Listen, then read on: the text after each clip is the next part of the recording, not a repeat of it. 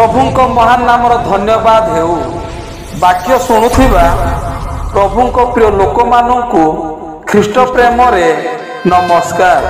यह हेउची आपण मानकर प्रतिदिन आत्मिक आहार और नूतन संदेश।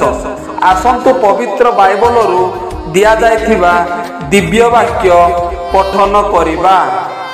तद्वारा आम्भे माने प्रभु पितांकर धन्यवाद करिथाउ।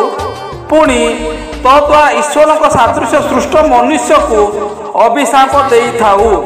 याकूब 3 अध्याय 9 पद वाक्य बुझिया पाई और निजस्व करिबा पाई प्रत्येक को प्रभु साहाय्य करंतु।